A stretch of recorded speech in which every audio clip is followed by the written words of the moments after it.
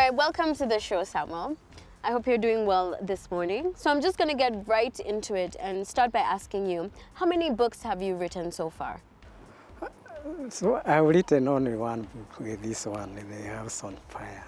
All right, so this is your first publication. First publication. And so what pushed you to write this book and why now? I liked reading books, novels, way back in primary school. I recall one time I was a school librarian, and I used to read books from the library.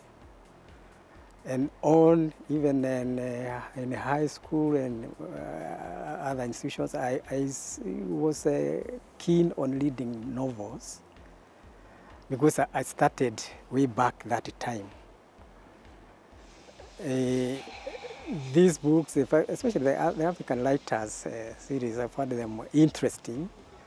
So I became interested in reading and formed that culture of reading books. But why now? Not all that time. Because when I'm talking of in primary school, I'm talking of mid-60s, precisely in 1966.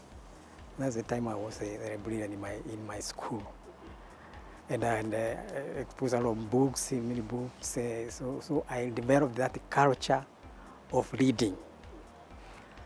And then in the high school, in the college, and later, because of that culture I developed, I continued reading. But writing, it was only very late, 2013, that's when I wrote this book. The other time, maybe I had been busy with the other areas.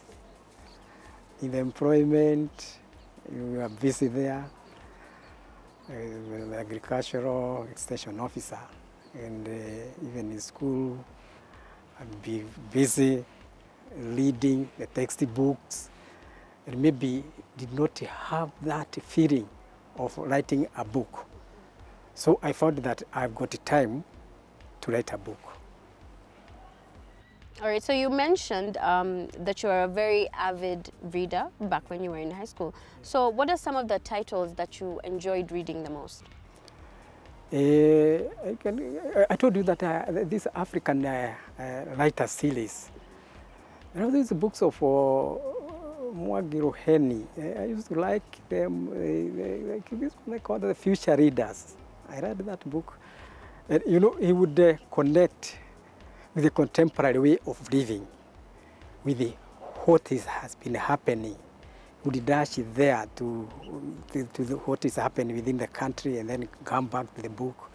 So I found them very educative, particularly within our African setup, particularly in Kenya or wherever I stay. So I decided that I can come up with a book similar to those which were written by those others. All right, so the title of the book is House on Fire. Can you give us a brief synopsis of what's happening in the book and what it's about? This House on the Fire, the title is derived from the first chapter of the book. Is a house which was burnt down during the Mombasa Rebellion. And you will note that the book has got other stories ranging from that is chapter 1, it goes all the way to chapter 10 with the different teaching, particularly for the youth. I'm looking at the challenges of youth all around, taking it back to that time. I've noted in that book, or in that first chapter about House on Fire, that this is a house which was burnt down. It was literally burnt down. But why was it burnt down? This was at the time of Mombasa Rebellion. And I could recall, because I was born in 1950. So when I talk of 1954, I was about 5 years old there, and this war went all the way to 1960. So I could recall what was happening. Our house was burnt down. Our house, I mean. Not only our house, even the houses of other settled areas within those areas, because it was the time of that Mau Mau rebellion, as I said. So I decided to give the title House on Fire.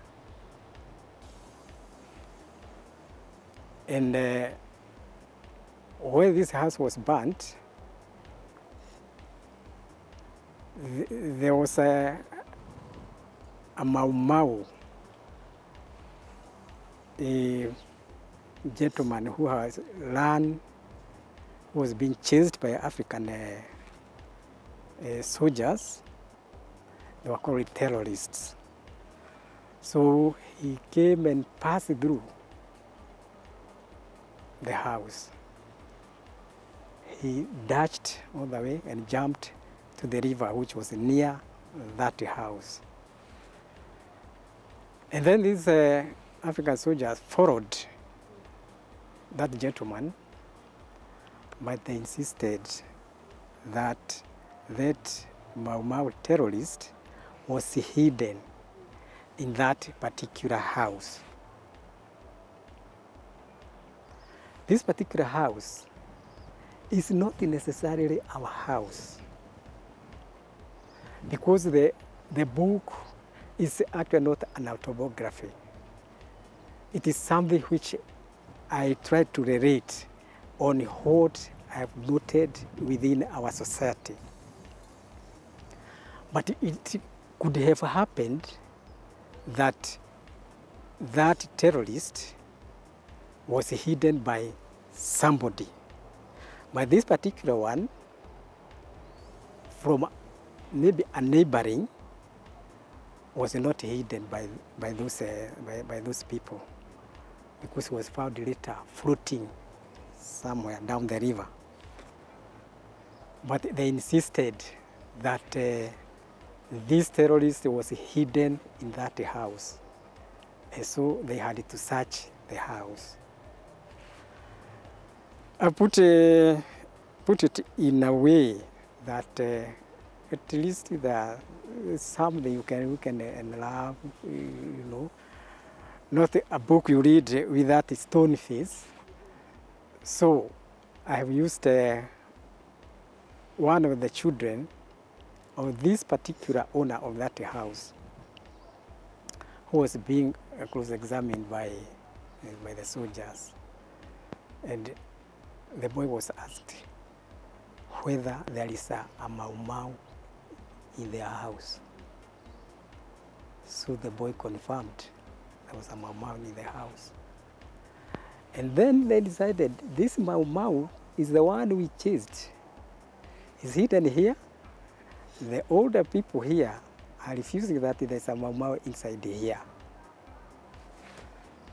So the young boy there we give us some sweets, was happy, you know how the young boys play, and made some kind of aeroplane of maize leaves. We wanted to give that to soldier, and then we exchanged with one of the guns.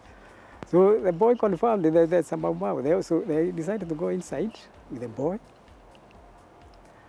And then when they entered there, there was shown a lamb inside.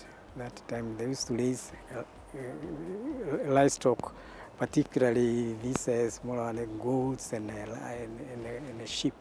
They would be raised inside in a place that we were calling claw. So the boy showed the soldiers, this is the lamb, this is the Mau Mau. What? The Mau Mau? He says, Mau, Mau, Mau. So the boy is a Mau Mau.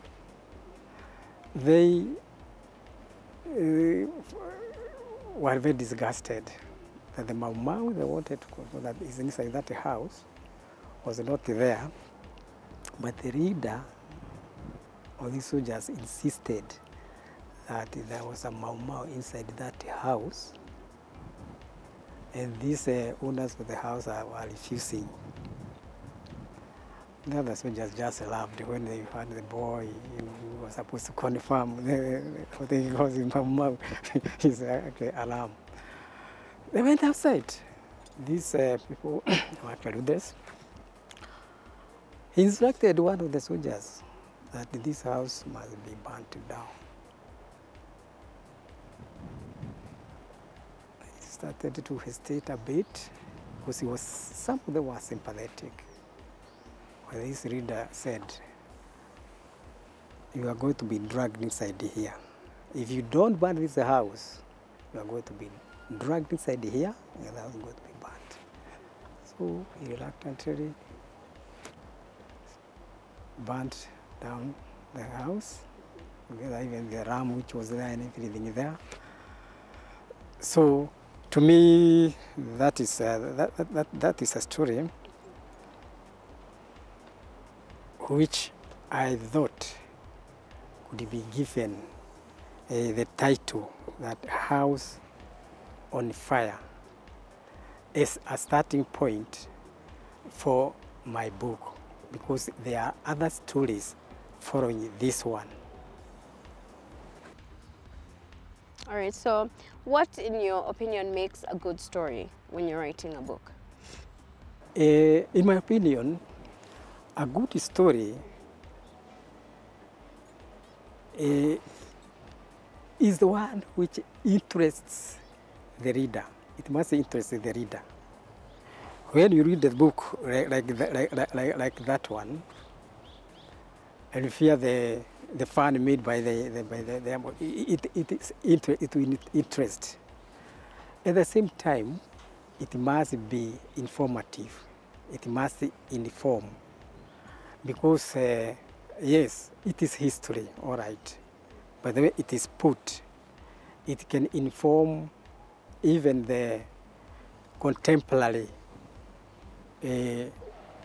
or the current generation of young people who did not witness, like me, what happened within that time.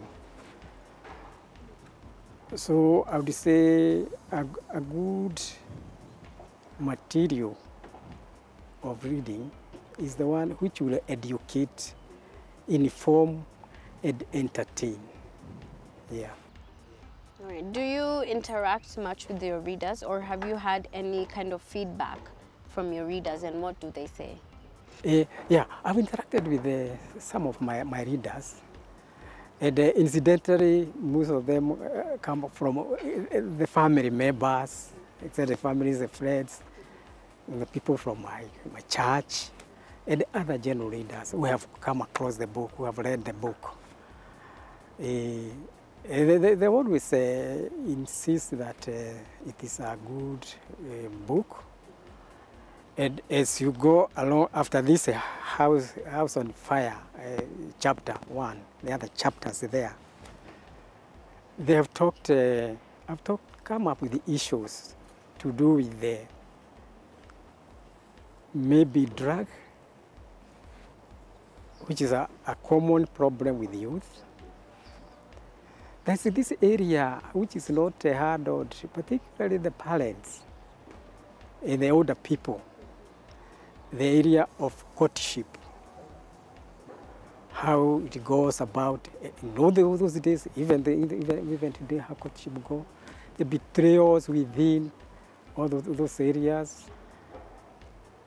So the readers, depending on which particular chapter an individual likes most, acknowledges me that this is a good book.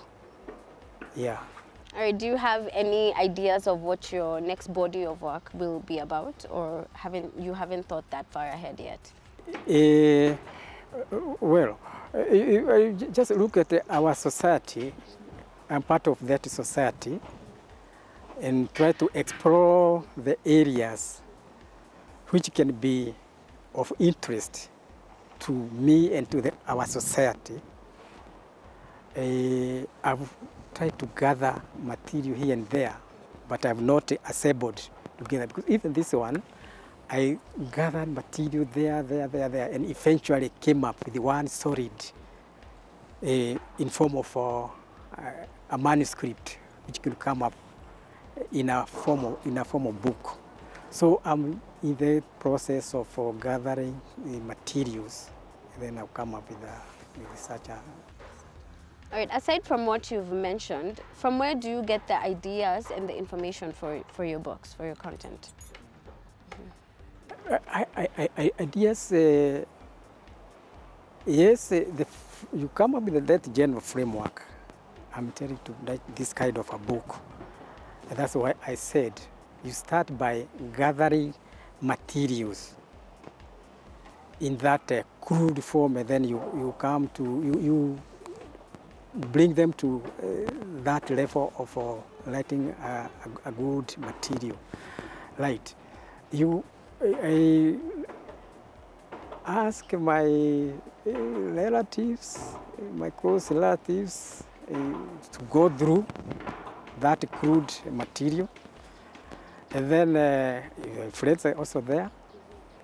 I also consult, these writers. There are some writers who are well-known, good writers.